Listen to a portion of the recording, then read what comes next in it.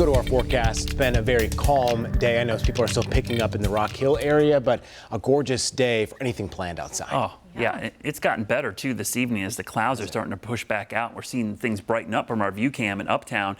The story is going to be mostly sunny skies making a big return with mid to maybe possibly some upper 70s for Thursday, excuse me.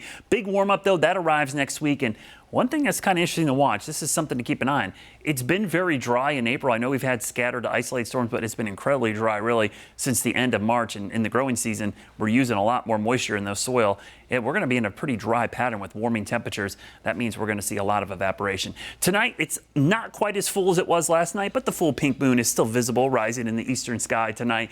This was last night when it was near 100% full. It's about 99, 98% right now. So worth a view tonight, especially with clear skies. Tomorrow morning, we'll wake up with temperatures in the 40s, but by the afternoon, we'll be back into the 60s in the mountains. Could see a few 30s up there. We'll see temperatures upper 40s in the morning across the foothills, the Unifor region, but mid 70s by the afternoon, mid to upper 70s, maybe 1 or 2 degrees warmer than today, mainly because we'll have full sunshine and not many clouds in the sky. Closer to 80, though, as you push south and east, as our great April weather continues. We had a dry, I would say mostly dry cold front. There was some moisture with it.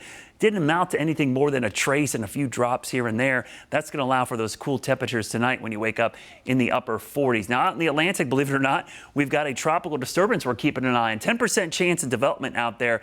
Not a huge threat right now, but the water is so incredibly warm out there. Record-breaking temperatures. These are temperatures we normally would see in maybe late June, early July, not here in April and May. It's been just incredibly warm in those Atlantic waters, and the wind shear is likely going to go down as we get closer to the summer with La Nina developing. Tonight, that front continues to push south, so gorgeous weather tomorrow. It will start moving back north as a warm front, and that means more humidity, clouds, and maybe a few sprinkles in the mountains, but there's no significant rain associated with that. Good news for allergy sufferers, but getting asked a lot about the pollen, whether or not we're going to see an end to it anytime soon. It's not over, but we're clearly over the hump. We're over the ridge of the worst of the season, and it's starting to go back down slowly. Probably another 2 weeks before we really could say it's past us, and we just have kind of, marginal areas of tree pollen, and the grass pollen becomes a bigger issue during the summer. Not much rain, as we mentioned, the next 5 days. In fact, look at the rainfall forecast.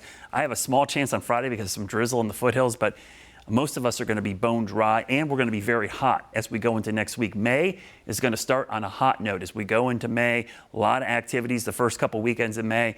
Just be ready. It's likely going to be in the mid to upper 80s and not a lot of rain in the forecast. We'll show you that in the Guy Roofing 7-day forecast first. 70s as we go into the start of the weekend. We'll finish with 80s, and by next week, we're in the mid 80s. As we look 10 days into the future, that takes us into the first weekend in May.